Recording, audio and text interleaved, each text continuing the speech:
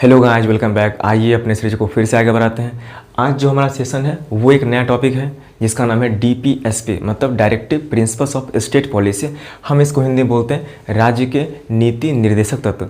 मैंने इससे पहले मौलिक अधिकार को कवर कर दिया है, आप उसको पहले जाकर देख लीजिए, आपको सारी बातें बिल्कुल बारीकी से समझ में आ जाएंगी। हमारा भाग 1 में था भारत और उसके राज्य क्षेत्र के बारे में, जिसमें अनुच्छेद 1 से लेकर 4 तक था।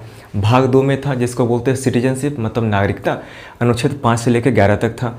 फिर आपका आ गया भाग 3, मतलब इसको बोलते हैं मौलिक अधिकार, जिसमें अनुच्छेद 12 से लेकर 35 तक था, उसको मैंने कवर करवा दिया है। चलिए अब शुरू करते हैं आर्टिकल 36 से लेकर 51 तक, जो आपका भाग 4 में आता है। हम इसको बोलते हैं शॉर्टकट में, हम इसको बोलते हैं डीपीएसपी, मतलब directive principles of state policy, मतलब हिंदी में इसको बोलते हैं राज्य के नीति निर्देशक तत्व। इसमें सिंपल ये मतलब होता है कि हम सरकार से ये उम्मीद करते हैं कि सरकार हमारे लिए कुछ करेगी। इससे पहले जो आपका था हम उसको बोलते थे मौलिक अधिकार। मौलिक अधिकार कहने का मतलब ये हो गया कि वो हमारा वो अधिकार है जिसमें सरकार को किसी भी हालत में देना ही पड़ेगा, ठीक है।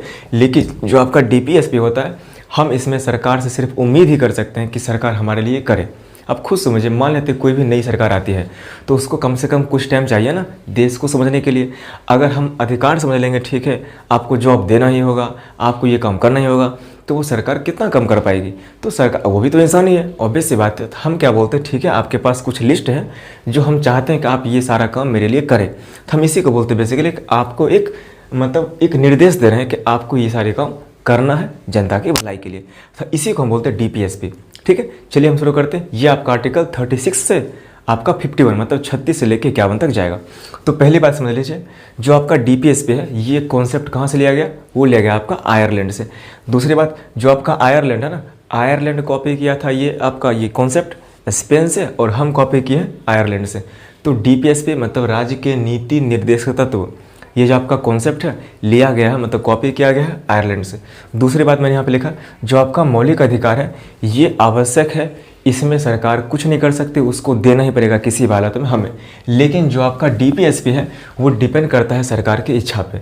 सरकार दे भी सकती है, सरकार नहीं भी दे सकती है, हम सिर्फ उनसे उम्मीद रख सकते हैं। अगर मान लेते वो नहीं करते हैं, बार बार नहीं कर रही है, तो हम उनको हटा सकते हैं।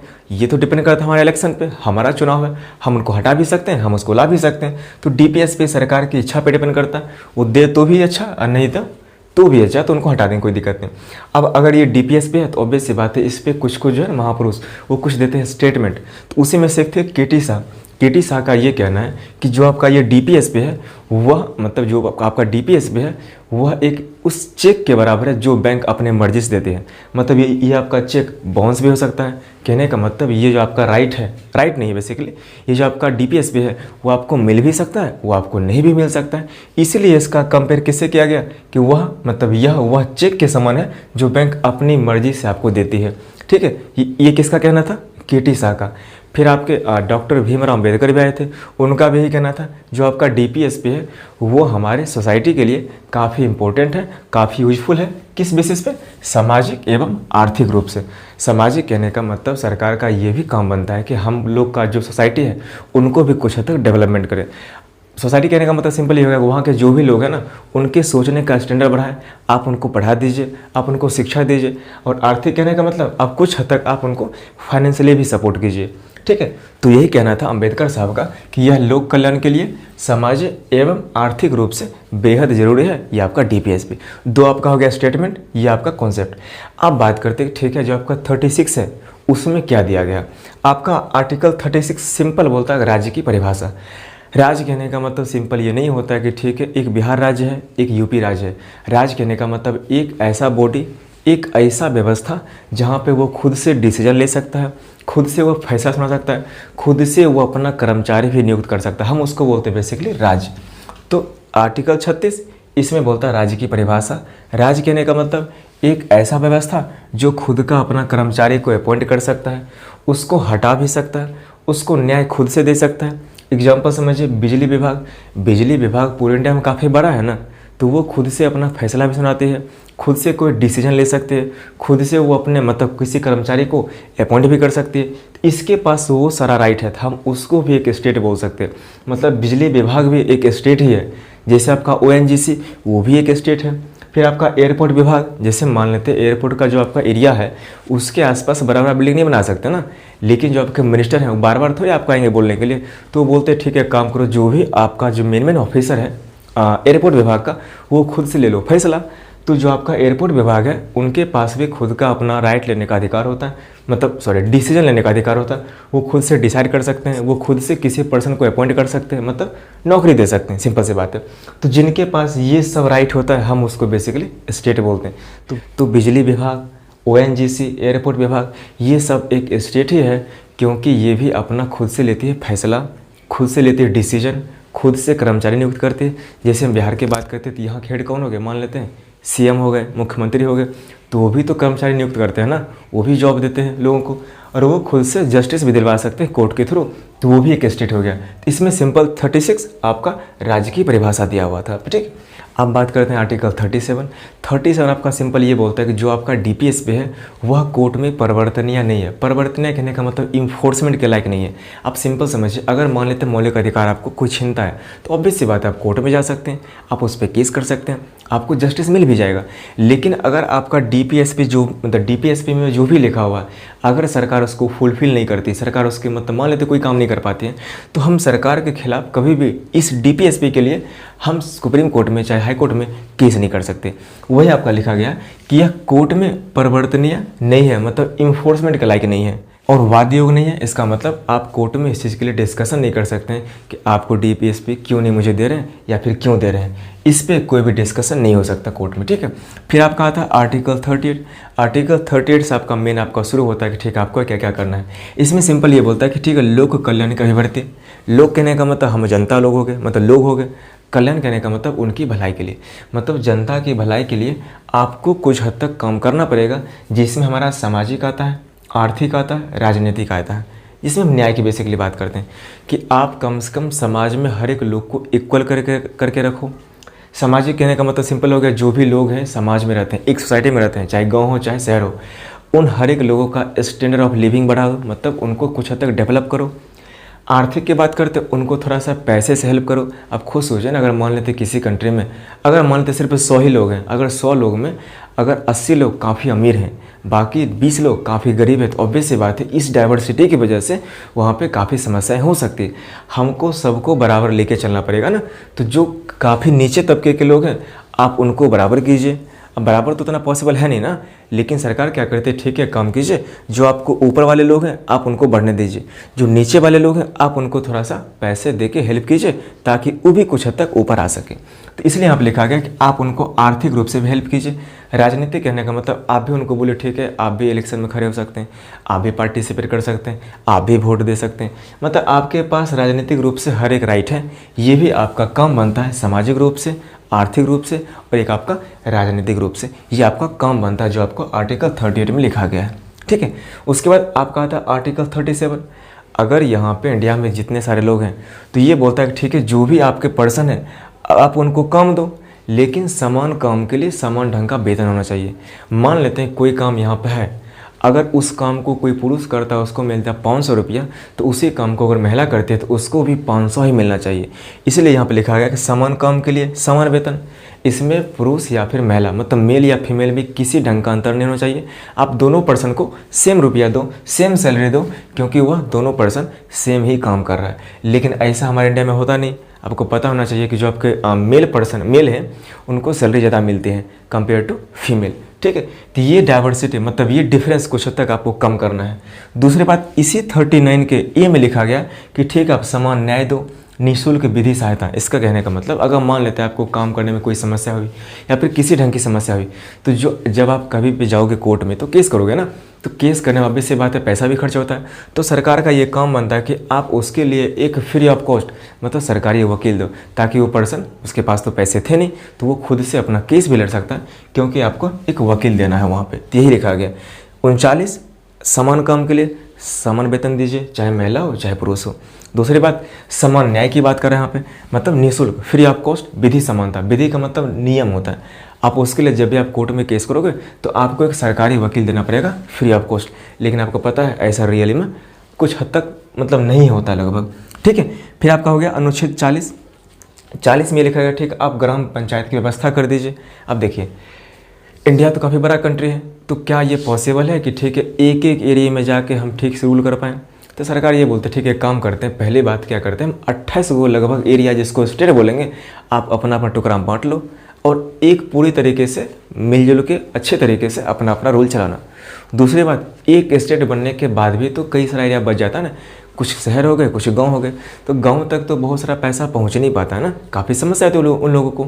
तो ये बोलती है सरकार, ठीक है काम करो, डेवलपमेंट ठीक से हो पाए, गांव के लोग पीछे ना रह जाएं, इसलिए काम करो, गांव के लोग तुम सब अपना मिल के ना एक बना लो व्यवस्था जिसको बोलेंगे ग्राम पंचायत, ताकि आप लोग अपने मिल के 5, 6, 10, 12 गाँव मिला लो और कुछ एक बनाओ ग्राम पंचायत, वहाँ पे खुद से अपने आप को डेवलपमेंट करने की कोशिश करना और हम तुमको पैसा देते रहेंगे।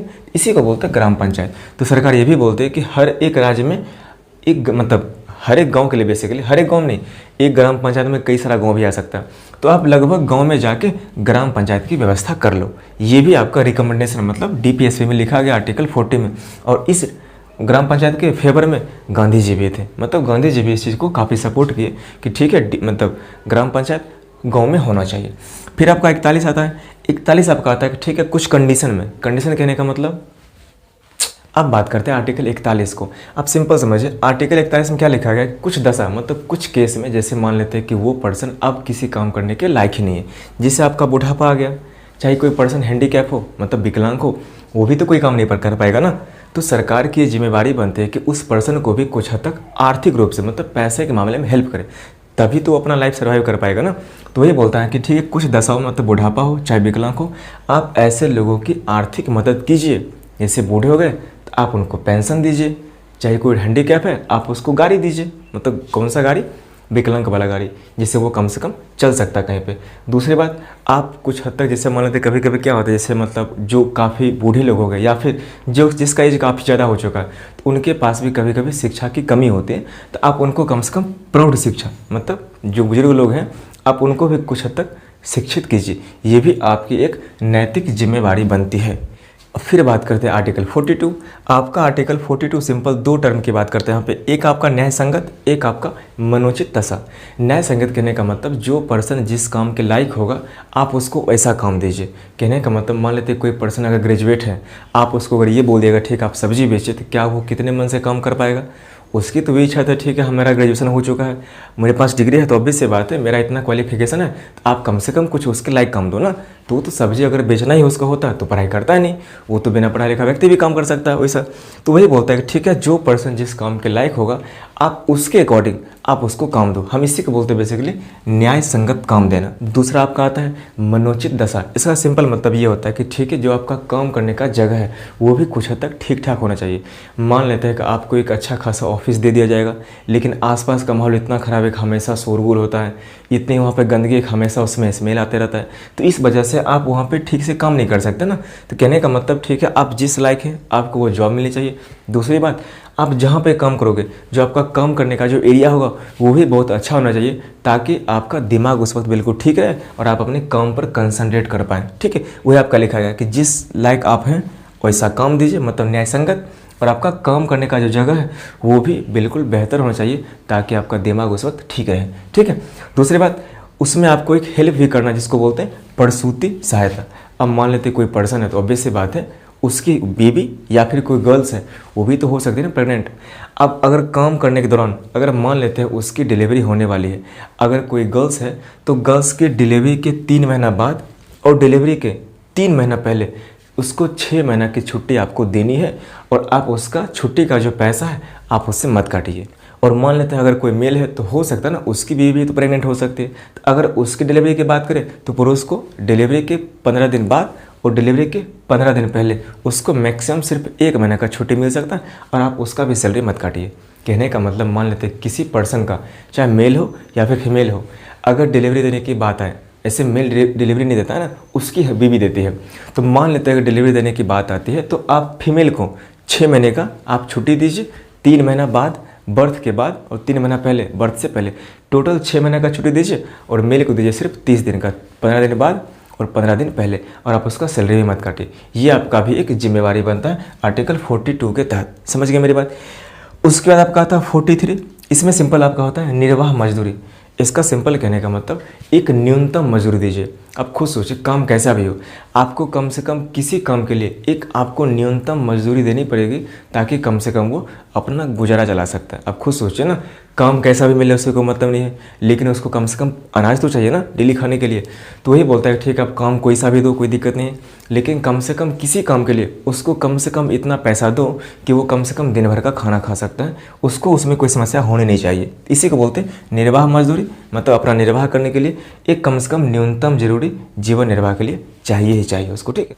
इसी 43 के क में आपका ये बोला गया है कि ठीक है आप कामगारों की भागीदारी दिखाइए। सिंपल कहने का मतलब अगर मान लेते कोई फैक्ट्री है, कोई भी बड़ा कंपनी है, तो ऑब्वियस सी बात है उसमें लोग काम करने वाले ज़्यादा होंगे। तो अगर उसमें काम करने वाले लोग ज़्यादा हैं, तो अगर उस कंपनी का जो ओनर है, उसका जो मालिक है, या फिर फैक्ट्री का जो भी मालिक है, अगर किसी ढंग का वो डिसीजन लेता है, तो ऑब्वियस सी बात है उसका फ़र्क उसके कर्मचारी पे पड़ेगा ना। तो इसलिए वहाँ पे लिखा गया कि ठीक है आप जो आपके कर्मचारी हैं, जो आपके कामगार हैं, आप उसको भी बुलाइए जब आप किसी ढंग का डिसीजन लीजिएगा।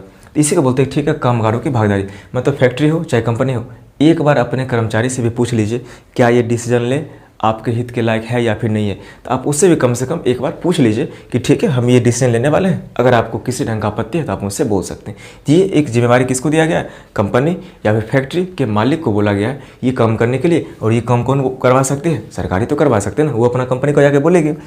अब बात करते हैं आर्टिकल 43 का बी, हम इसको आर्टिकल 43 का ख भी बोल सकते हैं। इसमें ये बोलता है कि ठीक आप सहकारी समिति मतलब कोऑपरेटिव सोसाइटी का निर्माण कीजिए। इसका सिंपल कहने का मतलब है कि अगर मान लेते हैं गांव में किसी ढंग का कोई व्यवस्था है, तो उसमें एक काम कीजिए, आप जो गांव के लोग हैं ना आप उसी को उसमें शामिल करवा दीजिए। कहने का मतलब मान लेते हैं कि जैसे एग्जाम्पल पहले समझ लीजिए, एक आपका हो गया दूध समिति। आपको पता है लगभग हर एक गाँव में दूध समिति होता ही होता है। अब मान लेते हैं अगर दूध समिति वहाँ पे है, तो वो भी एक बहुत बड़ा एरिया हो जाता है, वहाँ पे बहुत सारे लोग काम करते हैं, बहुत सारे लोग वहाँ पे दूध देते हैं अपने गाय का। तो अभी से बात है अगर उतने सारे लोग शामिल हैं तो उसको कंट्रोल करना भी कुछ हद तक थोड़ा सा मुश्किल होता है। इसलिए वहाँ पर सरकार ये बोलती है कि जो गाँव के कुछ लोग हैं ना, आप उनका चुनाव करवा लो, आप खुद से चुन लो उसको कि दूध समिति का हेड कौन बनेगा। तो हम इसी को बेसिकली बोलते हैं कि यह एक सहकारी समिति है जिसमें गांव के कुछ लोग ही मिलके गांव की कुछ व्यवस्था को खुद से चलाते हैं। उसी में आपका आता है सहकारी बैंक भी आता है जिसको बोलते हैं कोऑपरेटिव बैंक, और आपका दूध समिति हम जिसको बोलते हैं डेयरी। इसमें गांव के कुछ लोग मिलके ही अपना ये व्यवस्था चलाते हैं। मुझे उम्मीद है आपको आर्टिकल 36 से लेके आपको 43 तक कम से कम समझ में आया होगा। अब 43 मतलब 44 से लेके 51 तक या फिर जहाँ तक हो सकता है हम इसको अगले पार्ट में देखेंगे। मुझे उम्मीद है आपको इसमें बहुत कुछ सीखने को मिला होगा। Thank you so much and please keep watching.